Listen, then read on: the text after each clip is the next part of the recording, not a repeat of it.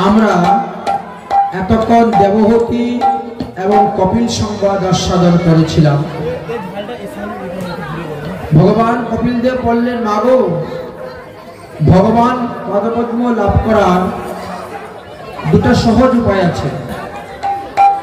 এখন বৈষ্ণবে কন্যা দানঞ্চ পরম নির্বাণ হেতুনা, দ্বিতীয় হলো বৈষ্ণব উদিষ্ট ভোজনম পরম নির্বাণ হেতুনা। আরো একটি উপায় আছে, যাদের মন অত্যন্ত সরল এবং যাদের মন অত্যন্ত তরল, তারা কিন্তু তাড়াতাড়ি ভগবান পদপদ্ম লাভ করতে পারে। তাই ভগবান পদপদ্ম লাভ করার জন্য মনটাকে আমাদের সরল করতে হবে, মনটাকে আমাদের তরল করতে হবে ইত্যাদি তত্ত্বকথা যখন আস্বাদন করতেছেন দেবহূতি মা তখন বললেন, হে পুত্র, তুমি যে ভগবান বিষ্ণুর অংশ অবতার তা আমি জানি। তুমি পৃথিবীর জগৎবাসীকে উদ্ধার করার জন্য, এই পৃথিবীতে শাস্ত্র প্রচার করিবার জন্য তুমি আমার পুত্র রূপে এসে অবতীর্ণ হয়েছ। যার উদরের মধ্যে সমস্ত বিশ্ব ব্রহ্মাণ্ড, সেই সমস্ত বিশ্ব ব্রহ্মাণ্ডের নায়ক আজ আমার উদরে এসে জন্মগ্রহণ করেছেন আমার পুত্র রূপে। তাই হে পুত্র, আমি তোমাকে প্রণাম করি। দেবহূতি তার নিজ পুত্র ভগবান কপিল দেবকে বহুভাবে স্তুতি করলেন, প্রণাম করলেন, বন্দনা করলেন। বন্দে বিষ্ণু কপিলম দেবগর্ভম, কপিল মুনিকে বন্দনা করলেন, পুজো দিলেন, আরতিও করলেন। আচ্ছা, ভগবানের আরতি আমাদের 5 বার করা হয়ে থাকে। যদি কেউ অষ্টকালীন লীলা করেন তাহলে 8 বারই আরতি, 8 বারই ভোগ দেন। আর এমনি সাধারণত 5 বার ভগবানের আরতি করা হয়, 5 বার ভগবানের ভোগ দেওয়া হয়। আচ্ছা, আরতি শব্দের অর্থটা কি? আরতি শব্দের প্রকৃত অর্থ হলো নিরাজন। নিরাজন শব্দের প্রকৃত অর্থ কি? নিরাজন শব্দের প্রকৃত অর্থ হলো আলাই বলাই ঝাড়া। আলাই বলাই ঝাড়া মানেটা কি? ভূত প্রেত অপদেবতার নজরকে উতারনা, তাই না? একে বলা হয় আলাই বলাই ঝাড়া। সারাদিন ভগবান কৃষ্ণচন্দ্র গোচারণ করে এসেছেন, কত জায়গায়, কত বনে, কত স্থানে ঘুরেছেন। বনেতে ভূত পেরোত আদি অপদেবতা বাস করেন।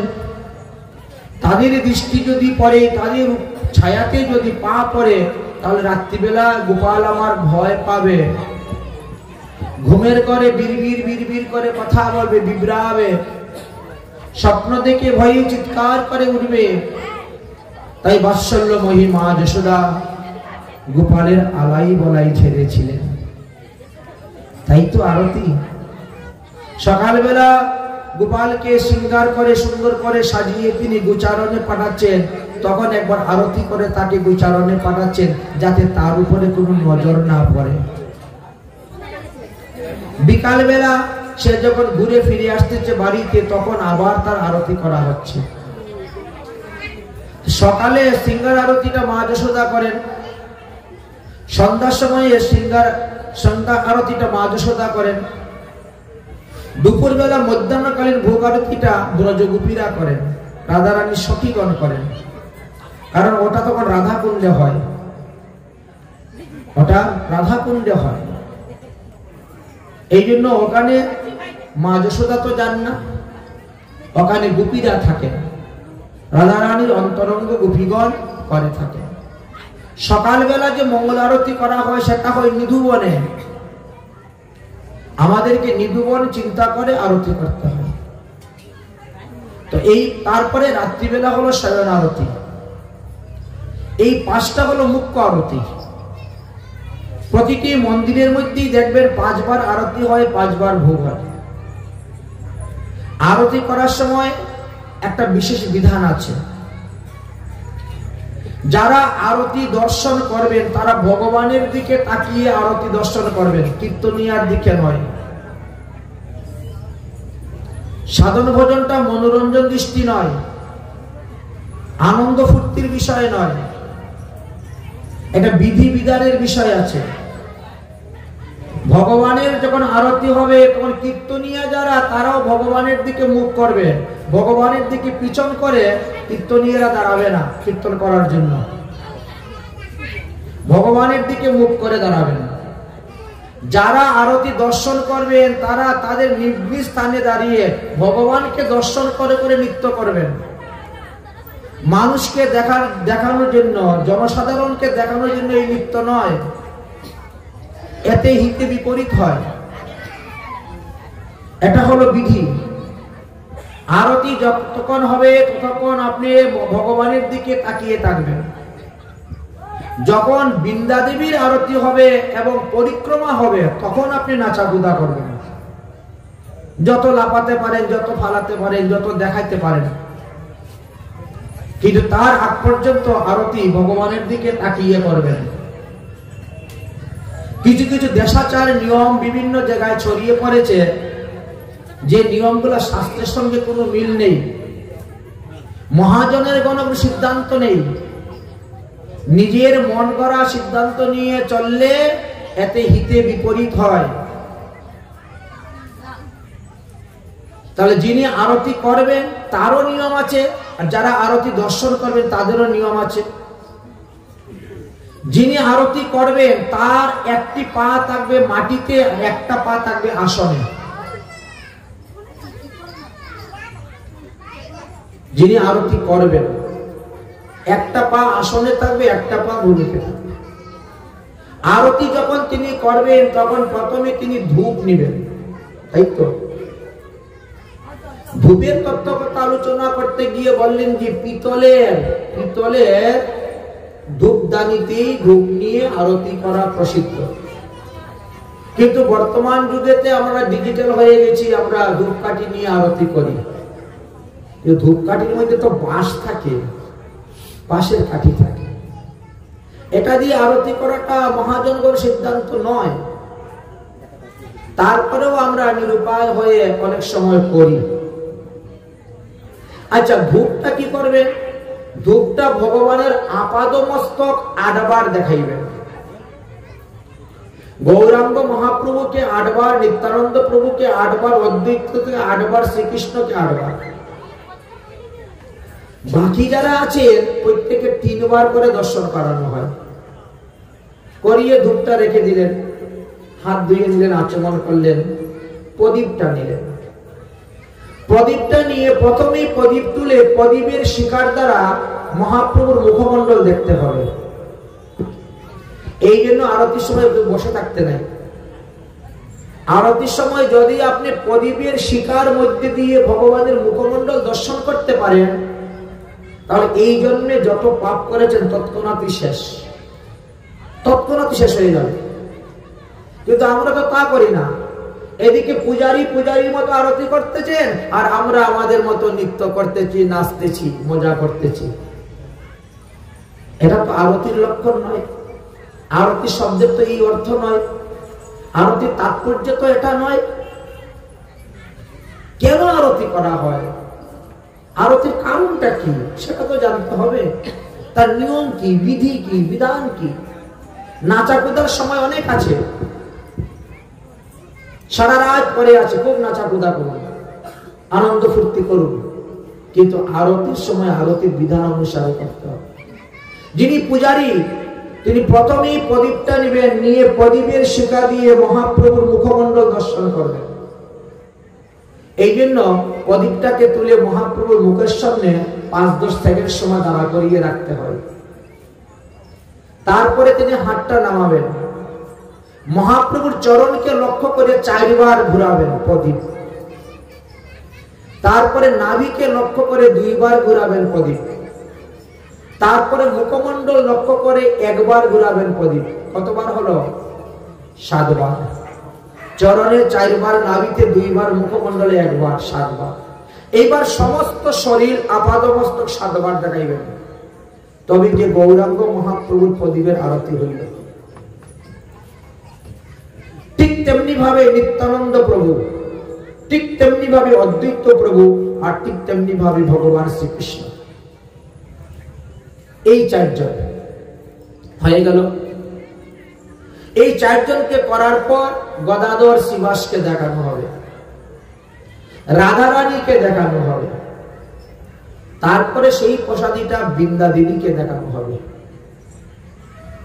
আমাদের বহু জায়গায় আছে শুধু খালি পদকীর্তন করা হয়, পৃথকভাবে বৃন্দা দেবীকে আরতি করা হয় না। কেন পৃথকভাবে করা হয় না? কারণ তুলসী কৃষ্ণ প্রিয়সী। আমরা যখন কীর্তন করি তখন আমরা বলি তুলসী কৃষ্ণ প্রিয়সী।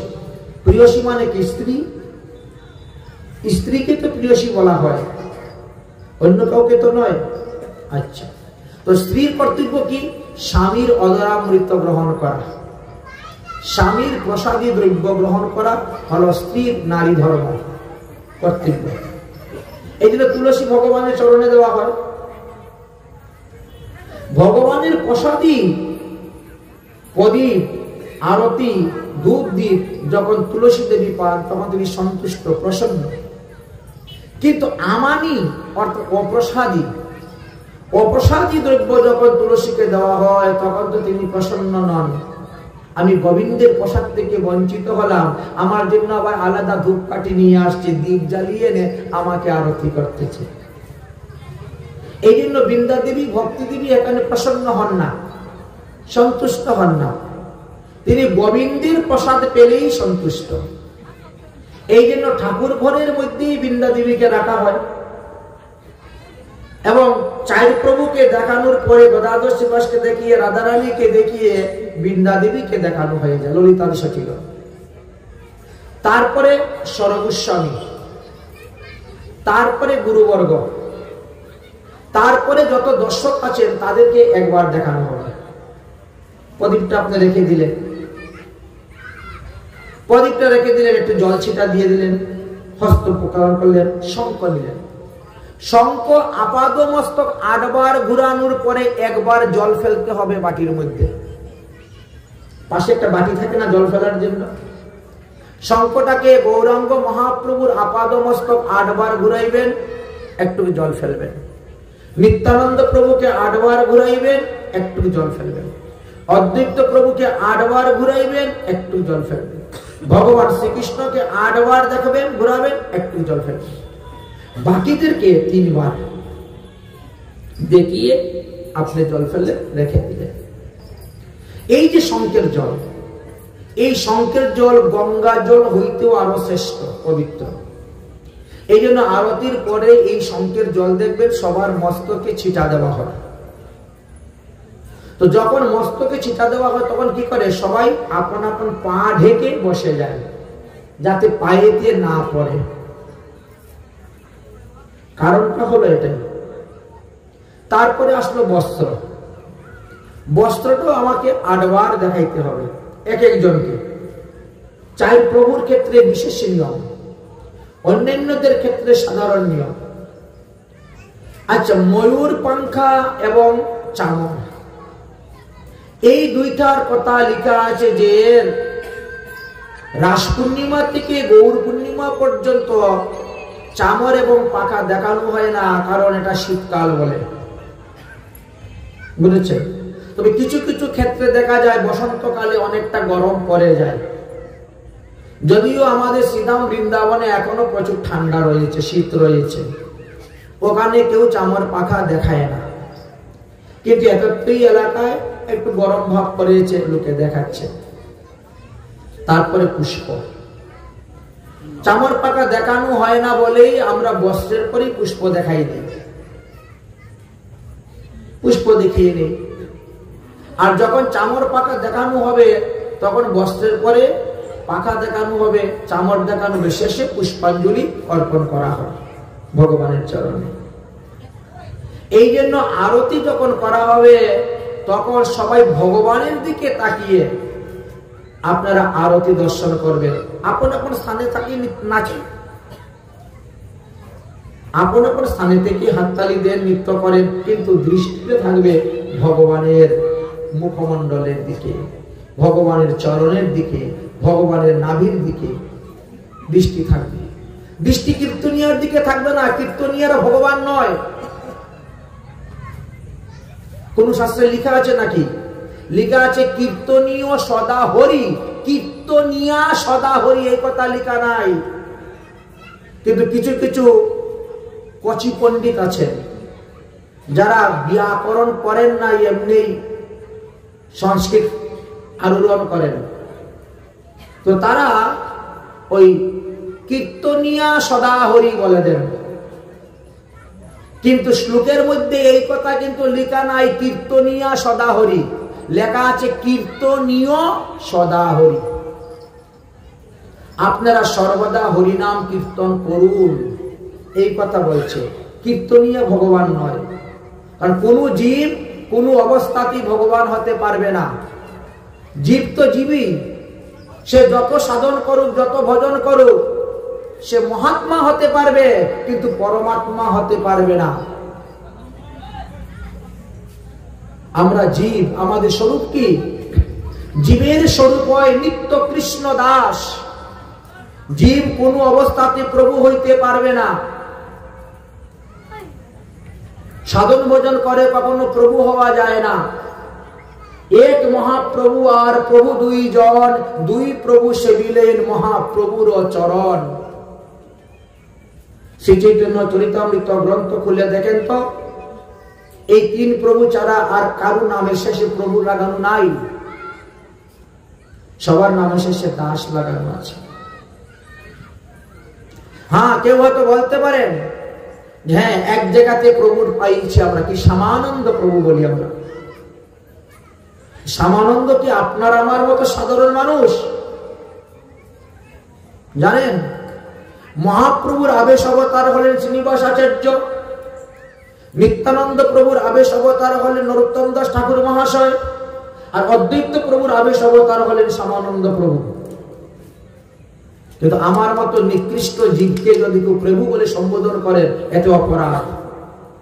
যে শুনবে তার অপরাধ, যে বলবে তার অপরাধ। জীব কোন অবস্থায় প্রভু হইতে পারে না, কোন অবস্থায় সে ভগবান হইতে পারবে না। সে মহাত্মা হইতে পারবে, পরমাত্মা হইতে পারবে না। কপিল ভগবানের কাছ থেকে এই শিক্ষা লাভ করেছেন মা দেবহূতি। এই জন্য ভগবানকে চিনার জন্য শাস্ত্রে কিছু প্রমাণ দিয়ে গেছেন। সেই প্রমাণ অনুসারেই বুঝতে হবে কে ভগবান আর কে ভগবান নয়, কার পূজা করা কর্তব্য, কার পূজা করা উচিত নয় জানতে হবে, কার বন্দনা করতে হবে, কার বন্দনা করতে নয় জানতে হবে আমাদেরকে। আমরা যদি ভুল বুঝি, ভুল পথে চলি, তো ভুল ফলই তো পাবো। ভুল পথে চলে কেউ উত্তম ফল, ভালো ফল কেমন করে লাভ করবে? সে কখনো লাভ করতে পারবে না। ভুল পথে চললে ভুল ফলই পেতে হবে। আর এটা হলো ভাগবত জ্ঞান যজ্ঞ। এই যজ্ঞতে এসেছি আমরা ভালো জ্ঞান নেওয়ার জন্য, উত্তম জ্ঞান নেওয়ার জন্য, সুসংস্কার প্রাপ্তির জন্য। একটা কুসংস্কার, অপসংস্কার, অপসিদ্ধান্ত এই গ্রন্থেতে নেই। এখানে খালি সুসিদ্ধান্ত, সুসিদ্ধান্ত আছে। যারা ঈশ্বরকে ভুলে গিয়ে সাধারণ মানুষকে ঈশ্বর বলে মনে করে তাদের আচরণ করে যাচ্ছেন, তাদেরকে শেষে পস্তাতে হবে।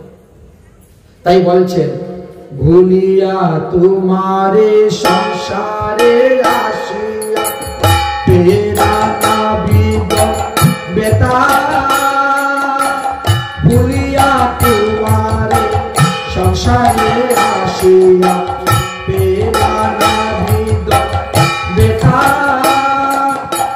তোমার চরণে আসিয়াছি আমি, তোমার চরণে আসিয়াছি আমি, বলিব দুঃখের কথা, আমি বলিব দুঃখের কথা। জননীর জঠরে ছিলাম যখন বিষম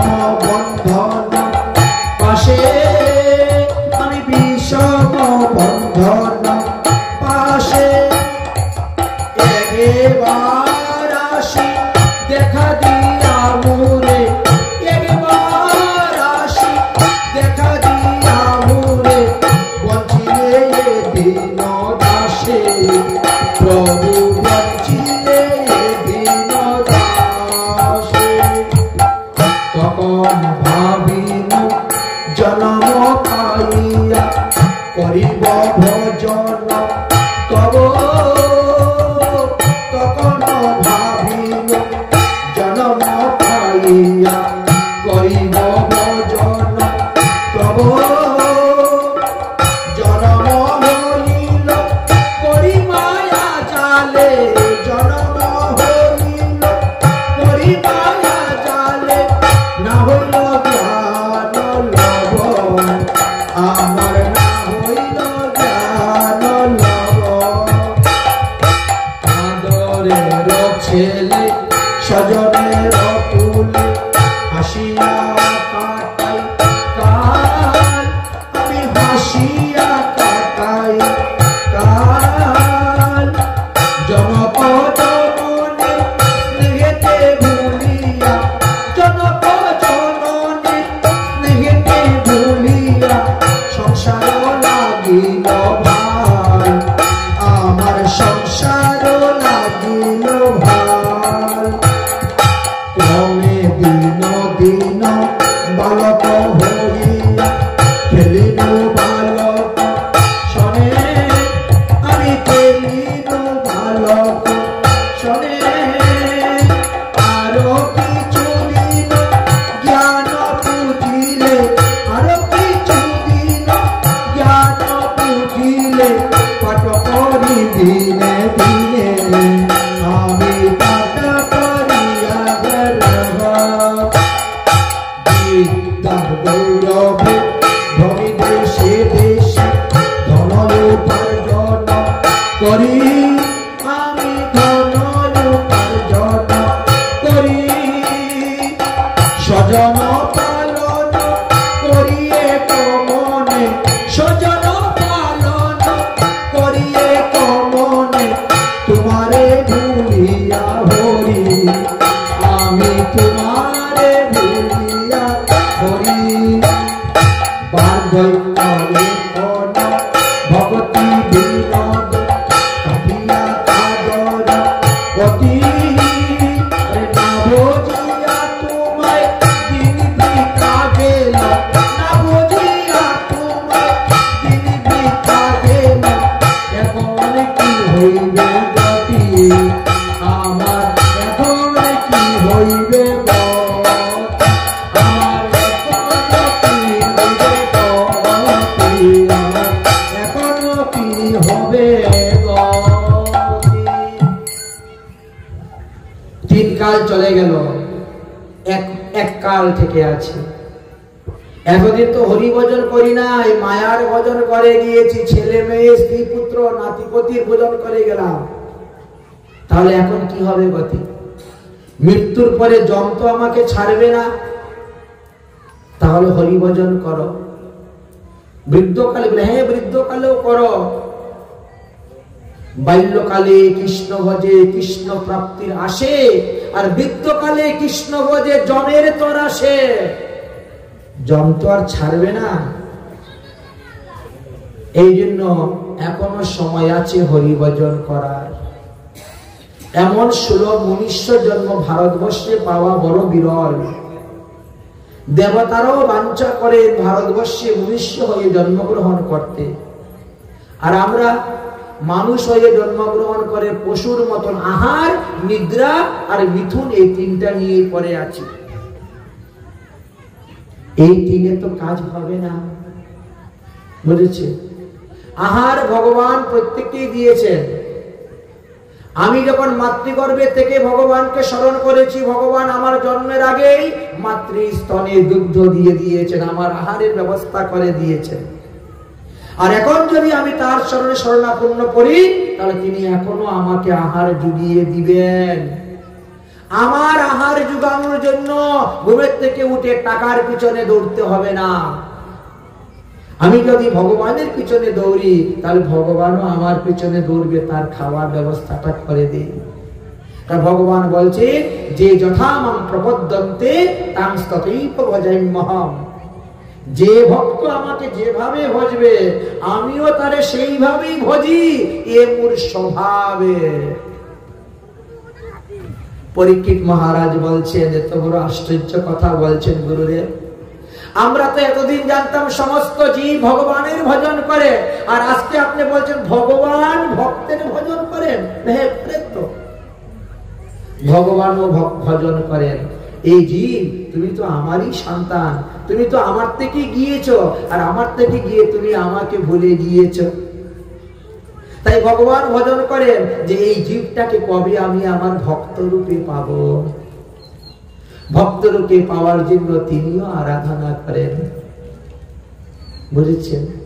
তাই ভগবানের আরাধনা যদি করেন, ভগবান আপনার খাবারের ব্যবস্থা করে দিবেন, চিন্তা করবেন না। প্রত্যেকটা লোকের খাবার কিন্তু ভগবান ব্যবস্থা করে রেখে দিয়েছেন। আমরা ভগবানের চিন্তা থাকি না তো, এই জন্য ভগবান যা করা হবে তুই করতে, আমি করতে যাব কেন? তো এক গরিব ঘরে একটি ছেলে জন্মগ্রহণ করেছে। সেই ছেলেটা না একদম ভীমের মতন খেতে পারে। ভীম জানো কত খেত? ভীম যদি একা পেট ভরে খায় তো বাকি 5 ভাগের পেট ভরত না, এত খেতে পারত।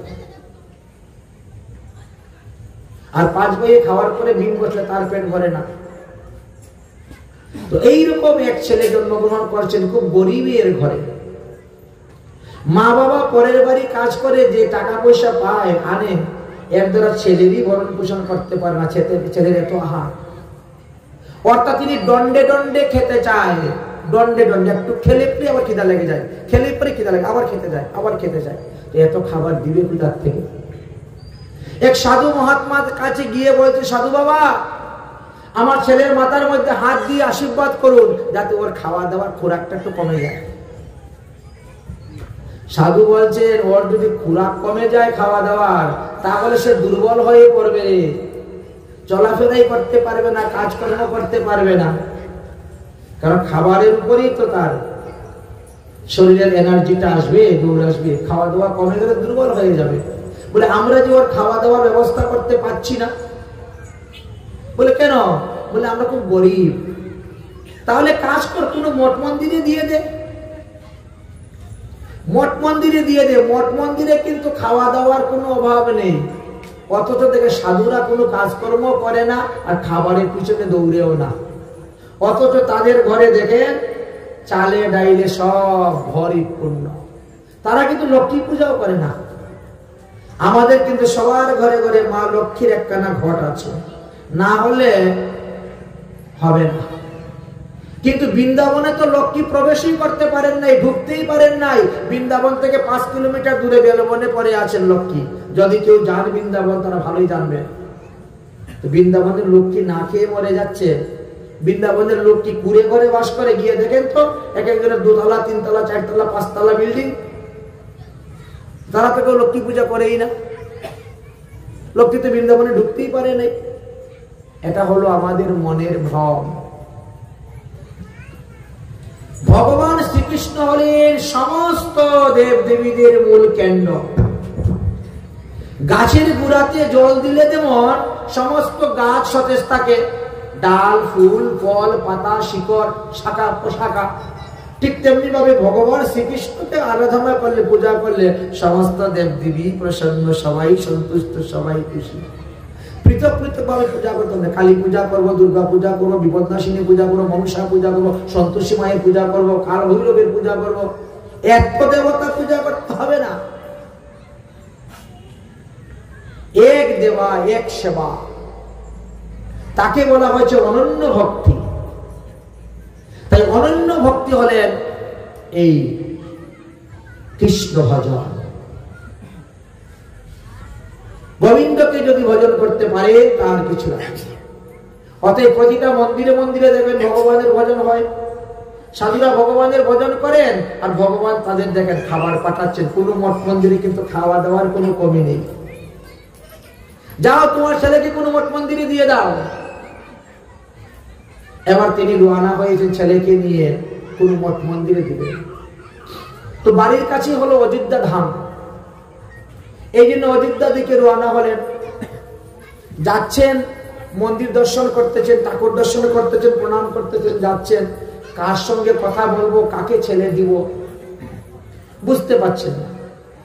তো যেতে যেতে দেখেন হঠাৎ করে একটা মন্দিরের সিঁড়ির মধ্যে বসে এক সাধু মালা জপ করতেছে। তো উনি গিয়ে বলছে, সাধু বাবা দণ্ডবত প্রণাম, বলছিলাম এই মন্দিরের মহান্ত কে? বলে কেন, কি হয়েছে? বলে না, ওই মন্দিরের মহান্তের সঙ্গে আমার একটু দরকার। আরে বাবা দরকারটা কি বলো? বলে ওটা আপনার কাছে বলা যাবে না, আমি মন্দিরের মহন্তর কাছেই বলবো। আরে বাবা আমি মহন্ত, বল কি বলবো? আপনি মহন্ত? ওহো, আমার ছেলেটা না খুব বেশি খেতে পারে, তার খাবার আমরা সংগ্রহ করতে পারি না, এই জন্য বলছিলাম যদি কৃপা করে আমার ছেলেকে আপনাদের মন্দিরে রেখে দিতেন, তাহলে আমরা দুটা পয়সা জমাতে পারতাম, মানুষের বাড়ি কাজকর্ম করে বৃদ্ধকালে সেটা কাজে লাগতো। ছেলের ভরণ পোষণ করতে গিয়ে সব শেষ হয়ে যাচ্ছে। ঠিক আছে ঠিক আছে, তোমার ছেলেকে আমাদের কাছে রেখে দাও, খাওয়া দাওয়ার কোনো অভাব হবে না, খাওয়া দাওয়ার জন্য তোমার ছেলে কোনো দুঃখ পাবে না, কষ্ট পাবে না। মহন্তের হাতে ছেলেকে অর্পণ করে দিয়ে মাতা পিতা চলে গেলেন তাদের গ্রামে। মহন্ত জিজ্ঞাসা করছেন, এই তোর কি দীক্ষা হয়েছে? বলে না, আমার তো এখনো দীক্ষা মন্ত্র হয় নাই। দীক্ষা মন্ত্র না হলে তো তুই তো রান্নাঘরে ঢুকতে পারবি না, রান্নাঘরে ঢুকতে পারবে না। এখন তোর জন্য আবার একজন লোক রাখতে হবে তোকে খাবার দেওয়ার জন্য। তোর মা বাবা বললো তুই নাকি দণ্ডে দণ্ডে খাস, বেশি খেতে পারিস, তো তোর জন্য একটা চাকর রাখতে হবে, ওই চাকরকে আবার বেতন দিতে হবে। তার থেকে বরং বাবা তুই এক কাজ কর, কাল সকালে দীক্ষা নিয়ে নে। দেখ, জপ তপ তন্ত্র মন্ত্র দীক্ষাই মূল হয়, দীক্ষা ভিন্ন সর্ব কার্য হইবে ক্ষয়। যা কিছু করেন না কেন দীক্ষার মূল্য আছে, দীক্ষা ভিন্ন সব হয়। আর তুমি যদি দীক্ষা গ্রহণ করে নেও, তাহলে তুমি রান্নাঘরে গিয়ে নিজের হাতে নিয়েই তুমি খেতে পারবে। ছেলে তো বড় সন্তুষ্ট প্রসন্ন, তাহলে আমি দীক্ষা নিয়ে নিব। পরের দিন সকালবেলা তার মস্তক মুন্ডন করাইয়ে শিখা রাখলেন, সূর্য নদীতে স্নান করাইলেন, দাদুর সঙ্গে তিলক রচনা করে দিয়ে গলায় তুলসীর মালা দিয়ে পঞ্চসংস্কার করিয়ে তাকে দীক্ষা দিয়ে দিলেন। দীক্ষা দেওয়ার পরে এবার তাকে নিয়ে বসিয়ে শিক্ষা দিচ্ছেন। শিক্ষা বলতে কিন্তু কোনো মন্ত্র নাই। আমাদের এই সমস্ত এলাকার গুরু গোসাইরা আমাদেরকে বোকা বানায়, বলে তুই দীক্ষা নিয়েছিস, শিক্ষা পেয়েছিস, শিক্ষা নিয়েছিস মন্ত্র, তো শিক্ষা মন্ত্র পেয়েছিস। ভুল কথা। শিক্ষা মন্ত্র বলতে কোনো মন্ত্র নাই। শিক্ষা হলো শিখানো, কিভাবে ভোগ লাগাবেন, কিভাবে আরতি করবেন, কিভাবে ঠাকুর শয়ন দিবেন, কিভাবে ঠাকুর জানাবেন, কিভাবে সদাচার পালন করবেন, এইগুলো শিক্ষা। এই নাম হলো শিক্ষা। শিক্ষা বলতে কোনো মন্ত্র তো নাই। দীক্ষা দেওয়ার পরে গুরুদেব নিজে শিক্ষা দিবেন, কিন্তু আমাদের এতটাই এলাকায় দেখা যায় দীক্ষা গুরু একজন, শিক্ষা গুরু আরেকজন বানাতে পারে। ভুল সিদ্ধান্ত। দীক্ষা গুরুর কাছ থেকেই যে সবকিছু পাওয়া যায়, তো শিক্ষা গুরু আলাদা বানাতে হয় না। দীক্ষা গুরু যদি সন্ন্যাস আশ্রম দেওয়ার যোগ্যতা থাকে, যদি সন্ন্যাসও দিতে পারেন, সন্ন্যাসের জন্য আলাদা গুরু ধরতে হবে না। যাই হোক, এবার তিনি দীক্ষা দিয়ে শিক্ষা দিচ্ছেন। গুরুদেব ক্ষুধা লেগেছে, যা প্রসাদ পেয়ে যায়। খাওয়া দাওয়া করে সে আবার একটু বসে, আবার একটু লেখাপড়া করতে করতে গুরুদেব ক্ষুধা লেগেছে, যা প্রসাদ পেয়ে যায়। তো সারাদিন দিনের মধ্যে না হলেও 12-13 বার তার প্রসাদ গ্রহণ।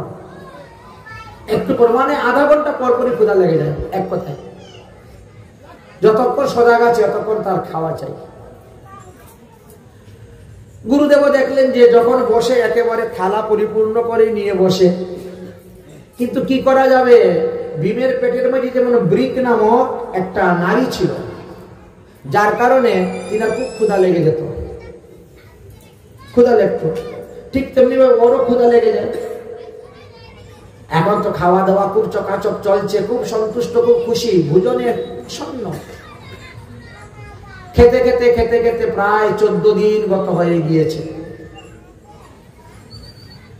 14 দিনে একেবারে আমার মতো গুলগাল হয়ে গেছে, নাদিস পুলিশ হয়ে গেছে খেতে খেতে। বলেছেন এমন খাওয়া খাচ্ছে গুরুদেবের আশ্রমে গিয়ে। একেবারে নাদিস নদিস গোলগাল হয়ে গেছে। একদিন সকালবেলা ঘুমের থেকে উঠে রান্না করে যাচ্ছে খাবার আনার জন্য, গিয়ে দেখে রান্না করে তালা বন্ধ। তালা বন্ধ কেন? এই প্রথম কিন্তু হচ্ছে, তালা বন্ধ কেন? দৌড়ে আসছে, গুরুদেব গুরুদেব গুরুদেব। কিরে কি হচ্ছে, চেঁচাচ্ছিস কেন? গুরুদেব খেতে গিয়েছিলাম, গিয়ে দেখি রান্না করে তালা বন্ধ। তালা বন্ধ কেন গুরুদেব? জানিস না আজকে যে একাদশী ব্রত,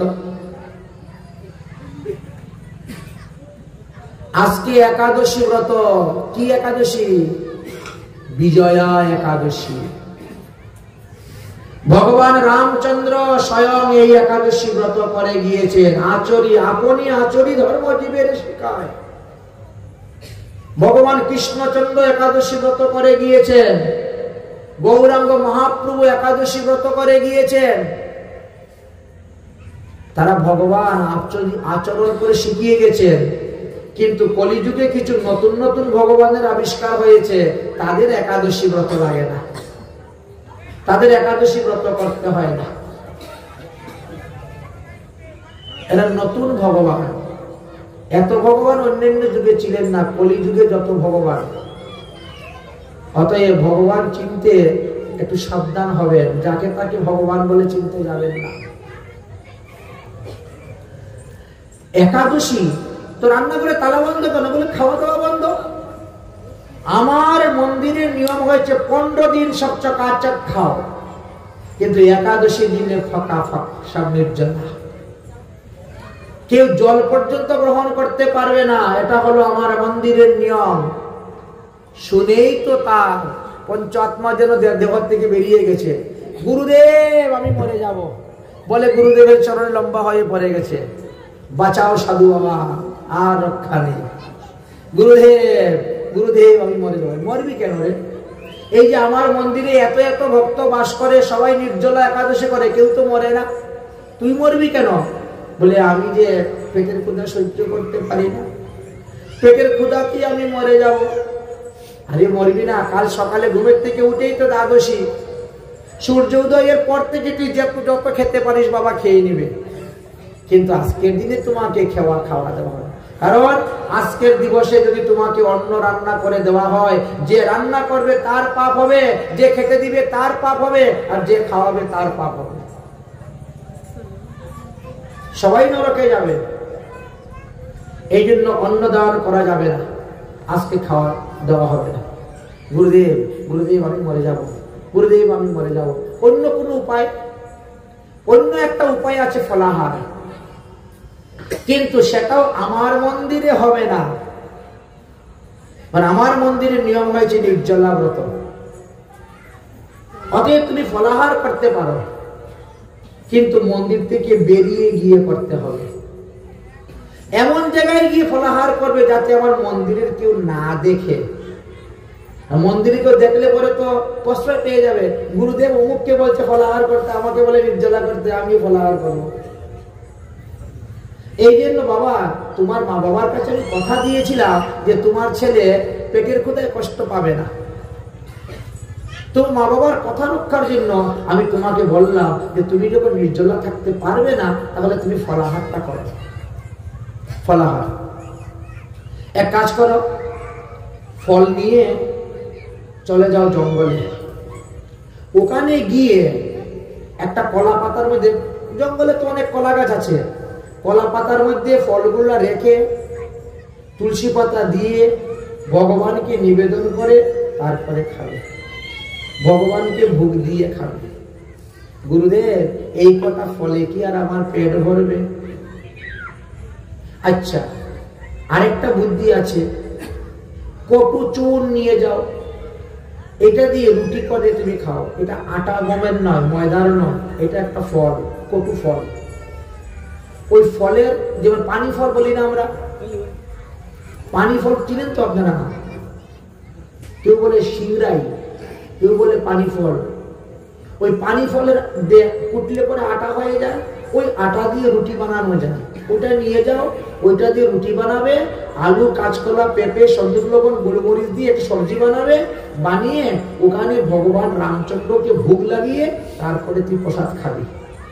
খেয়ে বাসন কোসন মেজে বসে আবার চলে আসবে। বাহ, ভালো বুদ্ধি দিয়েছেন গুরুদেব। হাঁড়ি কড়াই নিলেন, হাতা খুন্তি নিলেন, বটি নিলেন, আর আলু, কাঁচকলা, পেঁপে, সন্দুক লবণ, গোলমরিচ সব মাথার মধ্যে করে নিয়ে জঙ্গলে চলে গেছে। জঙ্গলে গিয়ে 3টা পাথর বসিয়ে জঙ্গল থেকে লাকড়ি এনে এবার রান্না করতে শুরু করে দিয়েছে। তো জীবনের প্রথম তো রান্না করছেন, রান্না করেছেন। রান্না করার পরে এবার তুলসী পাতা দিয়ে ভগবান রামচন্দ্রকে নিবেদন করে দিয়েছেন। উনি তো রাম ভক্ত। আমাদের 4টি বৈষ্ণব সম্প্রদায়, তো তার মধ্যে রামানুজ একটা সম্প্রদায়, আমাদের বৈষ্ণব সম্প্রদায়। তাই রাম রাম আমরা যেমন মধ্যাহ্নকালে ভগবানকে ভোগ দিয়ে ভোগারতি কীর্তন করি, প্রত্যেকের ভাষায় তাদের ইষ্টদেবের আরতি আছে, ভোগারতি কীর্তন। তো সেই ভক্ত তাদের সম্প্রদায় অনুসারে ভগবান রামচন্দ্রের ভোগারতি কীর্তন আরম্ভ করে দিয়েছে।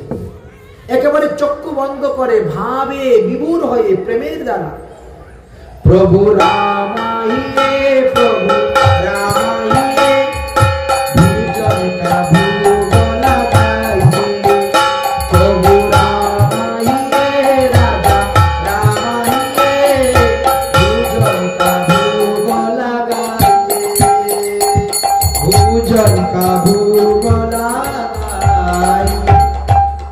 কমসে কম 10 মিনিট সময় ভোগারতি কীর্তন করেছেন। কীর্তন করার পরে চোখ খুলে তাকিয়ে দেখেন ভোগটা যেমন তেমনই পড়ে আছে। ভগবান রামচন্দ্র এসে খায় নাই, সেবা গ্রহণ করেন নাই। একই আমাদের মন্দিরে যখন গুরুদেব ভোগ লাগান, যখন পূজারী ভোগ লাগান, তখন ঘন্টি বাজাইলেই দেখি ভগবান এসে খেতে শুরু করে দেয়। ভোগের সময় ঘন্টি বাজাইতে হয়, আরতির সময় ঘন্টি বাজাইতে হয়। কেন? সর্ববাদ্যময়ী ঘন্টা। ঘন্টা বাজাইলে পৃথিবীতে যত প্রকার বাদ্যযন্ত্র আছে সমস্ত প্রকার বাদ্যযন্ত্র বাজানোর ফল পাওয়া যায়। এই জন্য আরতির সময়ে ঘন্টা বাজাতে হবে, বাম হস্তে ঘন্টা থাকতেই হবে।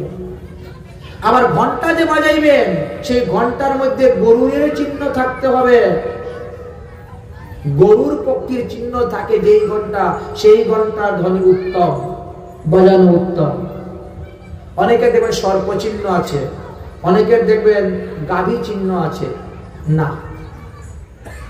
অনেকের বিভিন্ন রকম চিহ্ন থাকে, কিন্তু না, যেটা চক্র চিহ্ন দেখবেন অনেকের আছে, কিন্তু গরুর চিহ্ন যেটা সেটা হলো শ্রেষ্ঠ, সেই ঘন্টা বাধ্য করা।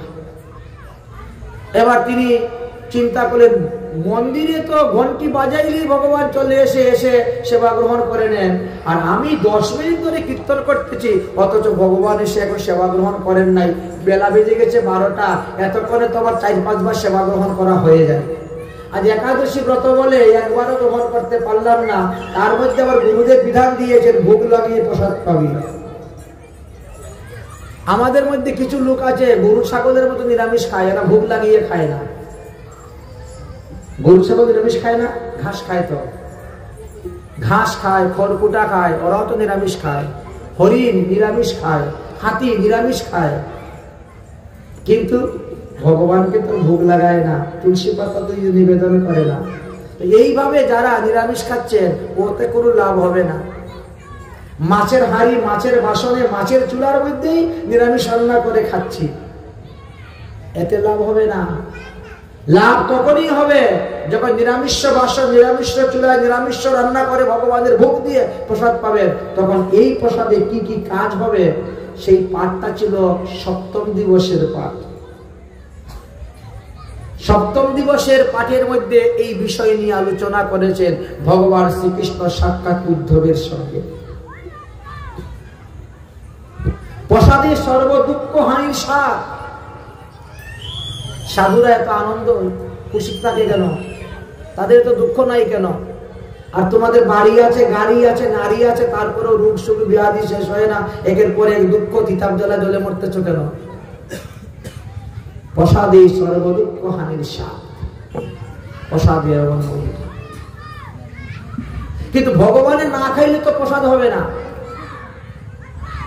ভোগ নিবেদন করার পরে সেটা ভগবান গ্রহণ করবেন, তবে তো প্রসাদ। তো আমি এতক্ষণ ধরে ভগবানকে ডাকতেছি, ভগবান আসছেন না কেন?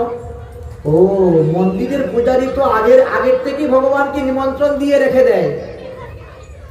আর আমি তো আজকে নতুন ভোগ লাগাচ্ছি, নতুন পূজারী তো, এই জন্য মনে হয় আমার নিমন্ত্রণ এখনো ভগবানের কাছে পৌঁছায় নাই। ছেলেটার মনটা সরল তো, এই জন্য চিন্তা করতেছি। মন্দিরের পূজারী কি করে? ভগবানের ভোগ লাগানোর আগে কি করা হয়? ভগবানের পাদ্যর্ঘ দেওয়া হয়।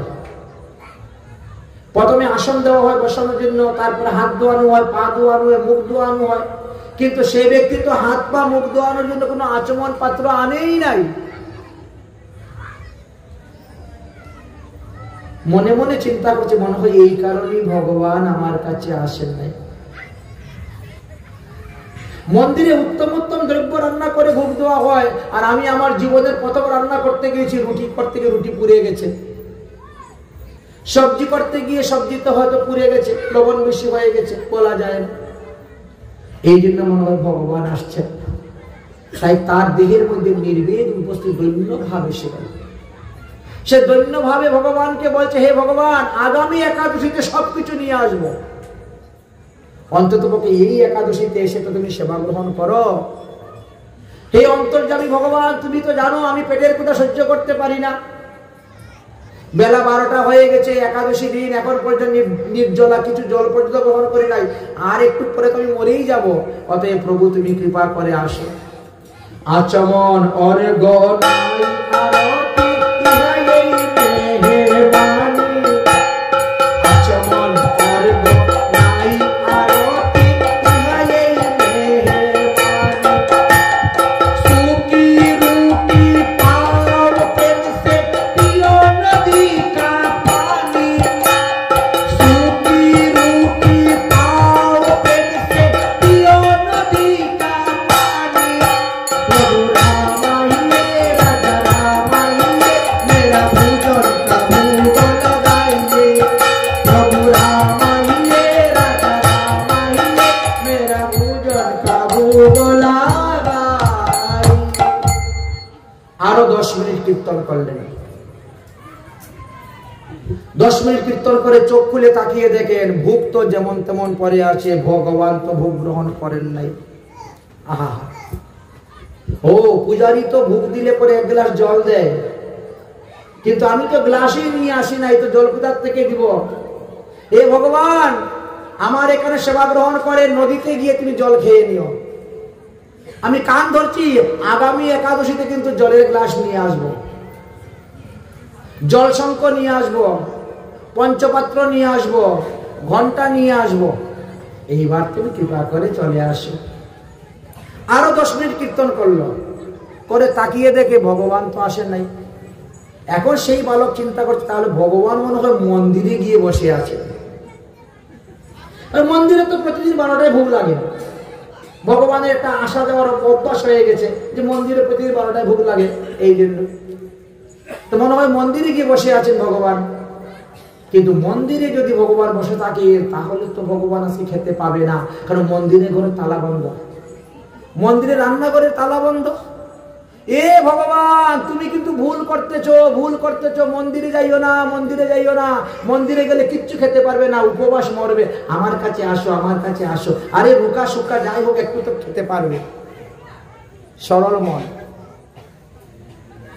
ভগবানকে ডাকতেছে, এ ভগবান, ভুল করোগে যদি দেবী ভোজন রুটি সুকে, আমার এই শুকনা রুটি খেতে তুমি না আসো, তুমি কিন্তু ভুল করতেছ।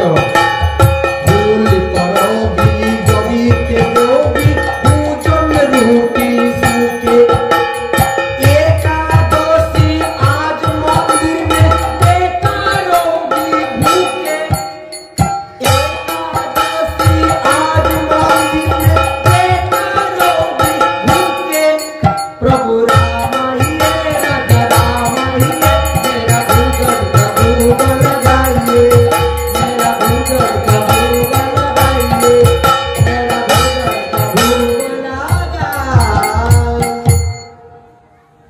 ভগবান রামচন্দ্র বসে বসে নিত্যধাম থেকে দেখতেছেন, বারে আমার এই ভক্তের মন দেখি একেবারে সরল, কি সুন্দর আমারে বুঝাচ্ছে। হ্যাঁ, যাই তাহলে ভক্তের সঙ্গে একটু লীলা করে আসি।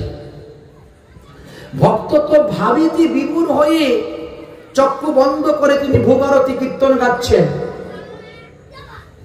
ভগবান রামচন্দ্র এসে গেছেন। ভক্ত আমি এসে গেছি, এসে গেছি। যেমনি চক্ষু খুললো এমনি দেখে দুব্বা দুলো কি সুন্দর অপূর্ব রূপ ভগবান রামচন্দ্র। প্রভু আপনি এসেছেন। সাষ্টাঙ্গে লম্বা হয়ে ভগবানের চরণে, প্রভু আসুন আসুন, বসুন বসুন, সেবা গ্রহণ করুন। ভগবান তো আসলে পরে কি করতে হয়? পা ধোয়াইতে হয়, হাত ধোয়াইতে হয়। এবং সে তো হাত ধোয়ানো পা ধোয়ানো কিছু আনেই নেই। তো আমি যে প্রসাদ পাবো হাত ধোয়ার জল, বলে প্রভু নদীতে চলে যান। নদীতে গিয়ে হাত পা ধুয়ে ভগবান এসে বসে প্রসাদ পেতে শুরু করে দিয়েছে। ভক্তের সঙ্গে কথা বলছেন আর প্রসাদ পাচ্ছেন। কি ভক্ত, তোমার গুরুদেব তোমাকে আদর করে? খুব আদর করেন, মা বাবার থেকে আরো শতগুণ বেশি আদর করেন গুরুদেব। তোমার মা বাবার খবর কি? বলে তা তো বলতে পারবো না, আজকে 15 দিন হয়ে গেছে মা বাবা যে আমাকে গুরুদেবের হাতে অর্পণ করে গিয়েছে, তারপরে তো মা বাবার খবর জানি না। কথা বলছেন আর সেবা গ্রহণ করছেন। ভক্ত চেয়ে দেখে ভগবান তো দেখি সবই খেয়ে নিচ্ছে, আমি খাবো কি? গুরুদেব যেটুকু প্রসাদ দিয়েছিলেন বানিয়ে ভোগ লাগাইলাম, ভগবানই দেখি সব খেয়ে নিচ্ছে, কারণ আমি খাবো কি? ওর তো পেটের ক্ষুধা চুচু করতেছে।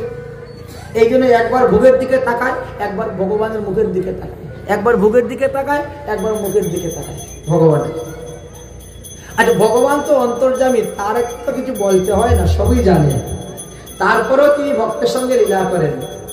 কি ব্যাপার ভক্ত, এই আমার মুখের দিকে তাকাচ্ছ, আবার পাতের দিকে তাকাচ্ছ, হাতের দিকে তাকাচ্ছ, ব্যাপারটা কি? বলে না প্রভু, আপনি যে সেবা গ্রহণ করতেন, দারুণ লাগতেছে, অপূর্ব সুন্দর লাগছে। ভগবান তো বুঝে নিয়েছেন, ভগবানের সেবার উপরে যদি কারো লালসা চলে যায় তাহলে সেটা আর ভগবান গ্রহণ করেন না। এই জন্য আমরা যেখানে রান্না করি সেখানে অন্য লোক প্রবেশ করতে দেই না। রান্নার আগে কাউকে ভোগের দ্রব্য বলি না, কি রান্না করেছি দেখাই না। ভোগকে ঢেকে নিয়ে যাওয়া হয় নিবেদন করার জন্য। নিবেদন করার পরে সবাই ভোগ দর্শন করবে। তার আগে যদি লালসা চলে যায় তাহলে ভগবান আর সেটা গ্রহণ করবেন না। এবার ভগবান উঠে গেছেন। ভক্ত এবার অধরামৃত তুমি নিয়ে নিও, আমি চললাম। প্রভু দাঁড়াও দাঁড়াও, আজকে নিমন্ত্রণ দিয়ে দিলাম, আগামী একাদশীতে ঘন্টি বাজাইলেই চলে আসবেন। এত দেরি করবেন না। আজকে 1 ঘন্টা ভূগারতি কীর্তন করেছি, তারপরে আপনি এসেছেন। এতক্ষণ কিন্তু পেটের খিদা সহ্য করতে পারি না। আমি তুলসী পাতা দিয়ে খালি ঘন্টাটা বাজাইবো, আপনি কিন্তু এসে যাবেন, সেবা গ্রহণ করবেন। ভগবান বলেন ঠিক আছে তাই হবে। নিমন্ত্রণ স্বীকার করলেন? হ্যাঁ স্বীকার করলাম। আচ্ছা ঠিক আছে। ভগবান চলে গেলেন। ভক্ত প্রসাদ যা ছিল অবশিষ্ট সব খাওয়া দাওয়া করে সবকিছু গুছিয়ে টুচিয়ে মন্দিরে চলে এসেছে। এসে ঘুমিয়ে পড়েছে। পরের দিন সকালবেলা থেকে তো আবার চকাচক খাওয়া দাওয়া শুরু হয়ে গেছে। খুব মনে আনন্দে খেছে। খেতে খেতে আরেকদিন দেখে রান্নাঘরে তালা বন্ধ। গুরুদেব রান্নাঘরে তালা বন্ধ কেন? বলে আবার একাদশী চলে এসেছে। এ কি তাড়াতাড়ি করে না, 15 দিন পর পরই একটা একাদশী হয়। 15 দিন হল, তাহলে আজকের একাদশীতে নির্জলা থাক। গুরুদেব পারবো না।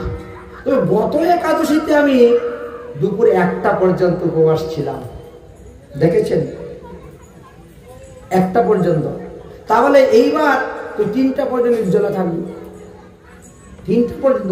হ্যাঁ তাতে কোনো অসুবিধা নাই। দেখ 10টা 48 মিনিট থেকে 3টা 36 মিনিট পর্যন্তই মধ্যাহ্নকাল। 10টা 48 মিনিট হইতে 3টা 36 মিনিট পর্যন্ত মধ্যাহ্নকাল। মধ্যাহ্নকালে তো ভগবানের ভোগ দিবে, বুঝ হবে না।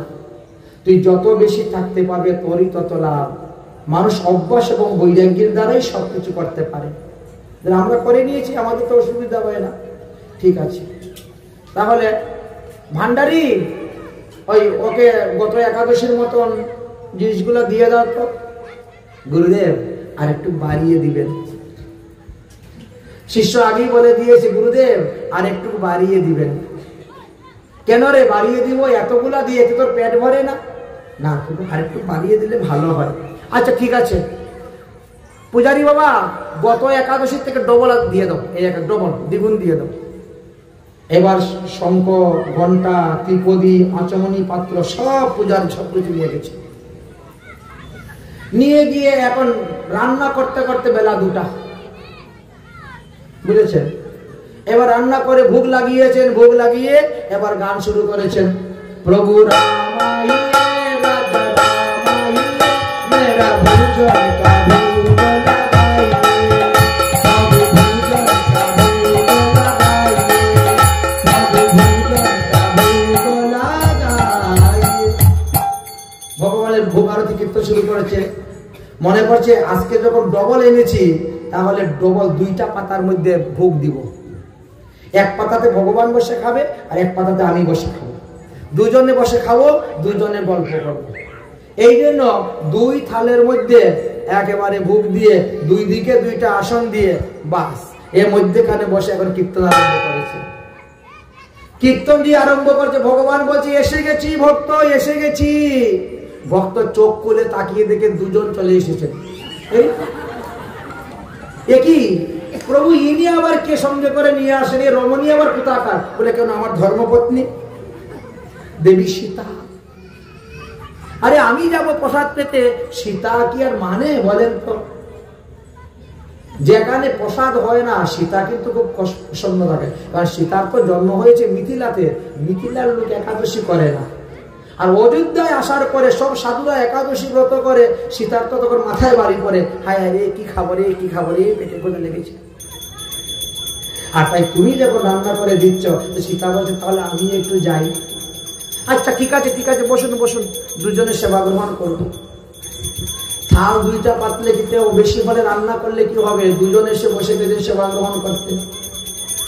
সেবা গ্রহণ করছেন আর 2জনে গল্প শুরু হয়েছে। এদিকে তো পাতের দিকে লক্ষ্য নেই, ভগবান তাহলে খেয়েই যাচ্ছে খেয়েই যাচ্ছে।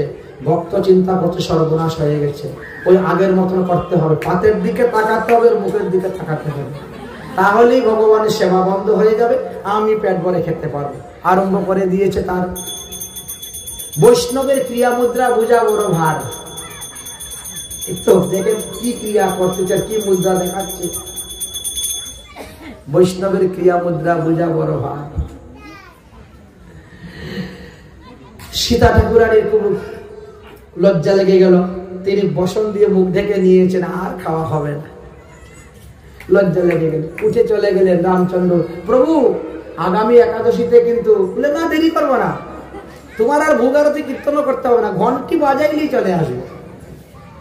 নিমন্ত্রণ তো ঠিক আছে, আচ্ছা ঠিক আছে।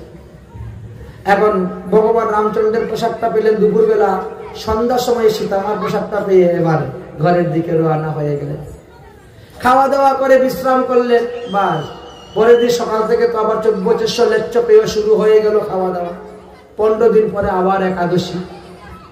গুরুদেব বলে বাবা একাদশী, বলে তাহলে এই একাদশীতে আর একটু বাড়িয়ে দিবেন।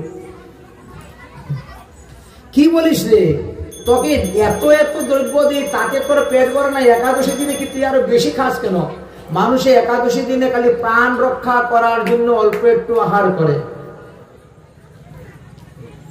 দেহ রক্ষা করার জন্য। তুই একাদশী দিনে আরো বেশি খেতে শুরু করে দিয়েছিস। বললে প্রভু আর একটু বাড়িয়ে দিলে ভালো হয়। ও পূজারীজি, এই বছর তাকে 3 গুণ দিয়ে দাও, এই একাদশীতে 3 গুণ। 3 গুণ নিয়ে সুন্দরভাবে 3টা থালিতে রান্না করে ভোগ দিয়ে আরম্ভ করেছে গান। প্রভু রামায়ে রাজা রামায়ে মেরা ভুজন কা ভোগ লাগাইয়ে, প্রভু রামায়ে সীতা মাইয়া আইয়ে ভুজন কা ভোগ লাগাইয়ে, সীতা রামাইয়ে সীতা রামাইয়ে ভুজন কা ভোগ লাগাইয়ে। এসে গেছি ভক্ত, এসে গেছি। চোখ খুলে তাকিয়ে দেখে 3জন চলে এসেছেন। এবার রাম লক্ষ্মণ সীতা, তো 3টাও রান্না করে কি লাভ হইল? এত কিছু এনে মাথায় পূজা করে বুয়ে রান্না করলো, এখন 3জন এসে গেছে প্রসাদ পেতে। প্রত্যেক একাদশীতে কিন্তু হচ্ছে। এবার কি করা যায়? ইনি আবার কে সঙ্গে নিয়ে এসেছেন? আরে আমার আপন ভাই, আমার প্রাণের ভাই লক্ষণ, তাকে কি ছেড়ে আসতে পারি বলুন? আচ্ছা আচ্ছা বসুন, সেবা গ্রহণ করুন। সেবা গ্রহণ শুরু হয়ে গেছে। ভক্ত তো বড় চতুর না, ভক্ত থেকে ভগবান কিন্তু কম চতুর নয়। দেখেন তো, ভগবান তুমি যতই করো না কেন, ভগবানের দেওয়ার একটা আন্দাজ আছে, কতটুকু তোমাকে খেতে দিবেন। এইবার খেতে খেতেই ভগবানকে বলছে, প্রভু আচ্ছা আগামী একাদশীতে কতজন আসবেন বলেন তো? অ্যাডভান্স কিন্তু বলে দিচ্ছে। ভক্তর ভগবানে মানে এত মাখামাখি প্রেম, এখানে কোনো লজ্জা নেই, শরম নেই, ভয় নেই, কিছু নেই। পরিষ্কার বলছে, প্রভু আগামী একাদশীতে আপনারা কতজন আসবেন বলেন? ভগবান বলে ঠিক আছে, আসবো আসবো আসবো আসবো বলে পুষ অন্তর্ধান। ভগবান চলে গেলেন। এবার চতুর্থ একাদশী যখন এসেছে, রান্নাঘরের তালা বন্ধ, তখন বলছে গুরুদেব আর একটু বাড়িয়ে দিবেন। গুরুদেব বলছে, এত নিয়ে কি করিস রে? তুই কি তোর মা বাবাকে দিয়ে দিস নাকি, গরিব মা বাবাকে? না বাজারে নিয়ে বিক্রি করে পয়সা জমাচ্ছিস? একজন লোক এত খেতে পারে না একাদশী দিন। কি করিস সত্য করে বল? বলছে আমি কি সবকিছু খাই? কে খায়? বলে ভগবানে খান। আর ভগবানে খান তো বলে এত কিছু খায়নি ভগবান। বলে ভগবান শুধু নাকি, ভগবানের পুরো পরিবার এসে খেতে শুরু করে দিয়েছে। কি বলিস? বলে হ্যাঁ গুরুদেব, আপনি যে ভগবানের পুরো পরিবার আমার পিছনে লাগিয়ে দিয়েছেন, তো আমি কি করব? দেখেন গুরুর প্রতি কিরকম নিষ্ঠা। আপনি প্রথম দিন বললেন ভগবান রামচন্দ্রকে ভোগ দিয়ে খাবে, রামচন্দ্রকে ভোগ দিলাম, রামচন্দ্র তো আসলেন। পরের ডবল নিয়ে রান্না করে ডবল পাতে ভোগ দিলাম, রাম সীতা দুজন চলে আসলেন। এই জন্য বলছি গুরুদেব একটু বাড়িয়ে দিবেন। তৃতীয় একাদশীতে রাম লক্ষ্মণ সীতা তিনজন চলে আসলেন। তো আমার কপালে তো এইটুকুই জুটে, আমি নিয়ে যাই এত এত, রান্না করি এত এত, কিন্তু খাওয়ার বেলায় তো এইটুকুই আমার কপালে জুটতেছে। রাম লক্ষ্মণ সীতা এসে খেয়ে গেল, আমি পাবো কি? এখন এই একাদশীতে যে কতজন আসবেন তা তো আর বলে যান নাই। সুতরাং এই জন্য বলছি গুরুদেব আর একটু বাড়িয়ে দিবেন। গুরুদেব চিন্তা করছেন, সত্যি কি ভগবান রামচন্দ্র এসে খান, না এগুলো বাজারে বিক্রি করে টাকা জমাচ্ছে, না তার মা বাবাকে দিয়ে দিচ্ছে? দেখি তো, পরীক্ষা করে। আজকে গুরুদেব নিজের হাতে চতুর্গুণ দ্রব্য দিয়েছেন তাকে। একেবারে বড় পুটলা বেঁধে মাথায় করে নিয়ে রওনা হয়েছে। আর গুরুদেব পিছে পিছে যাচ্ছেন পরীক্ষা করার জন্য, দেখার জন্য যে সে সত্যি ভগবানের ভোগ লাগিয়ে প্রসাদ পায়, নিনাম অন্য কেউ এসে প্রসাদ খেয়ে যায়, নিয়ে যায়, দেখতে হবে। ওই ভক্ত মাথার মধ্যে পূজা করে যাচ্ছে যেখানে রান্না করবে সেখানে, আর মনে মনে চিন্তা করতেছে যে গত একাদশীতে তো ভগবান বলে গেলেন না কতজন যে আসবে এই একাদশীতে, এখন আমি কোন আন্দাজে রান্না করব? হয়তো আমি যাই এনেছি সবই রান্না করলাম, এখন যদি তারা লোক বেশি এসে যায় তো তারাই তো খেয়ে নিবে সব, আমার কপালে তো জুটবে না। ভক্ত কিন্তু চিন্তা করতেছে, ভগবান যদি তার পরিবার এনে সবকিছু খেয়ে চলে যায় তো আমার কপালে জুটবে না, তা আমি আর এত রান্না করে কষ্ট করে কি লাভ? আমি রান্নাও করবো না, খাবো না। এইবার কি করেছে, ওই মাথার পুটলাটা নিয়ে ওই যেখানে প্রতি একাদশীতে রান্না করে ওখানে রেখে দিয়ে বসে ভোগ আরতি কীর্তন শুরু করে দিয়েছে। রান্না বান্না কিচ্ছু করে নাই, গিয়ে বসে রান্না কীর্তন শুরু করেছে। প্রভু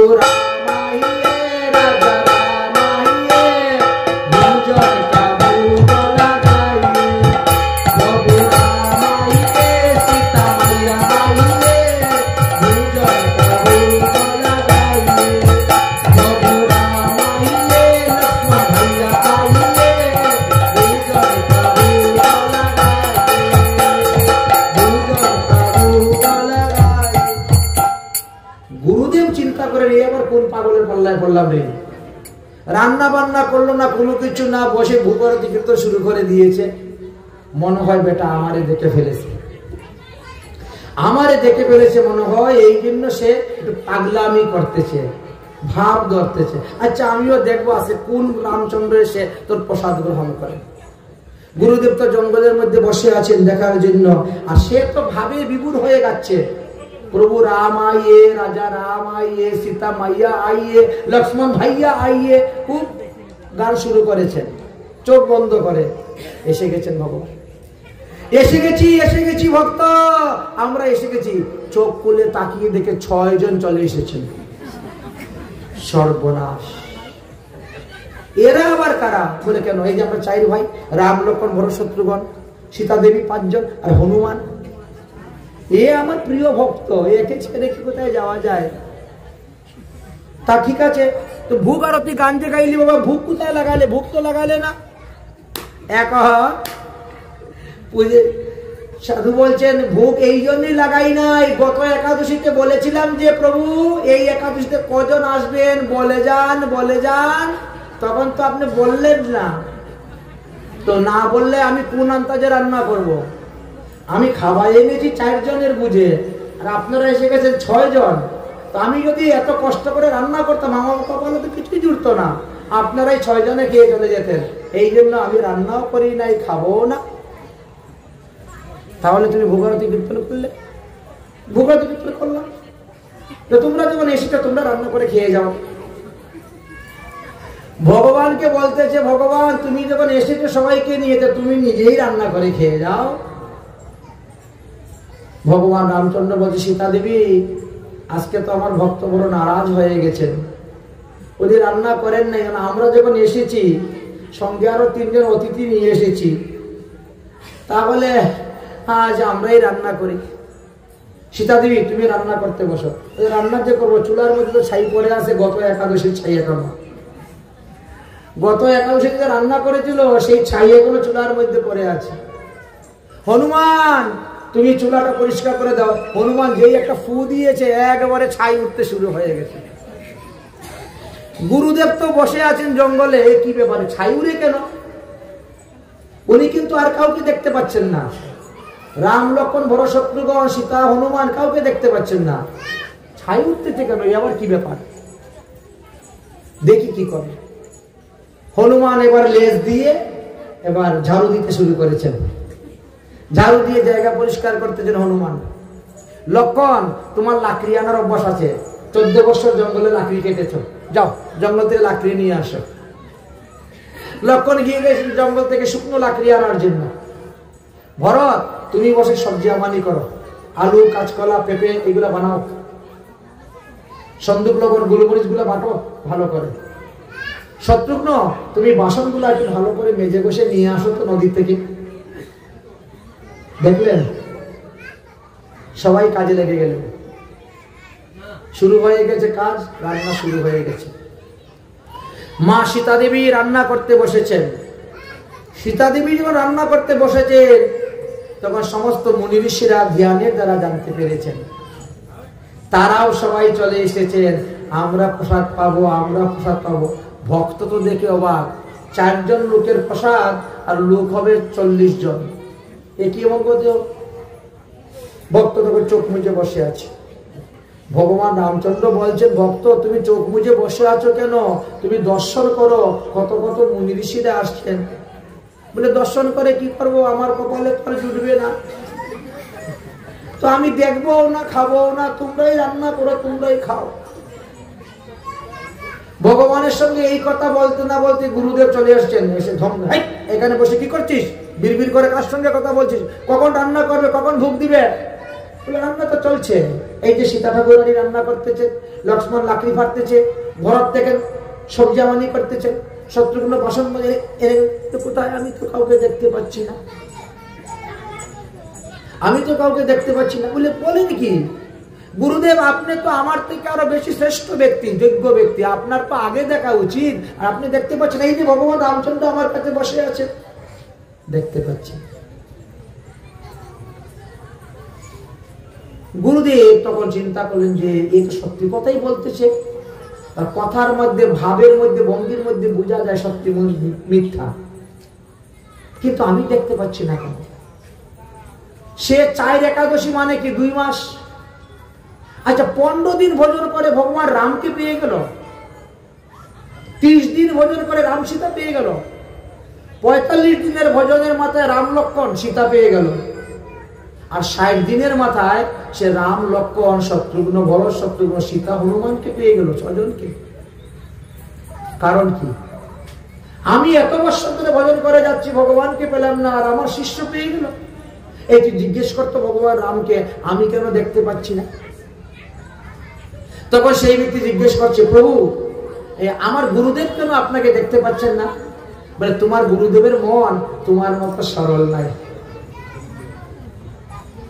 তোমার গুরুদেবের মন তোমার মতো সরল নয়, তরল নয়, তাই তিনি দেখতে পাচ্ছে না। যার মন সরল, যার মন তরল, সে তাড়াতাড়ি ভগবান পায়, দেখতে পায়। কে রে, কি বলছে ভগবান? কি বলছেন? ভগবান বলছেন তোমার মন নাকি সরল নয়, এই জন্য তুমি দেখতে পাচ্ছ না। মনের মধ্যে যদি জিলাপির পেশ থাকে, তাহলে হরিভজন করলেও ভগবত কৃপা পাওয়া যায় না। যখন এই কথা শুনলেন, তখন তিনার নির্বেদ উপস্থিত হয়ে গেল, আর অশ্রুপূর্ণ নয়নে ধুলায় গড়াগড়ি করে বিলাপ করতে শুরু করলেন। আমি এত হতভাগা, আমি এত দুর্ভাগ্য যে আমার শিষ্য ভগবানকে পেয়ে গেল, আমি ভগবানকে পেলাম না। যখন তিনি কান্না শুরু করেছেন, তখন শিষ্য ভগবানকে বলছে, হে ভগবান, দেখো আমার গুরুদেব কান্না করতেছেন, অতএব তুমি কৃপা করে তাকে দর্শন দাও। যদি দর্শন না দেও, তাহলে গুরুদেব মনে করবেন এইগুলো আমি চুরি করে নিয়ে বাজারে বিক্রি করে টাকা জমাচ্ছি, মা বাবাকে দিয়ে দিচ্ছি। অতএব আমার মতো ভক্তের কলঙ্ক থেকে উদ্ধার করার জন্য ভগবান তুমি দর্শন দাও। তখন বললেন, যা, তাহলে তোর গুরুদেবকে ভূমি থেকে উঠা। যেই শিষ্য গিয়ে গুরুদেবকে ভূমি থেকে তুলেছেন, গুরু শিষ্য উভয়ই ভগবানকে দর্শন করে নিত্যধামে চলে গেলেন। বলো জয় জয় শ্রী রাধে।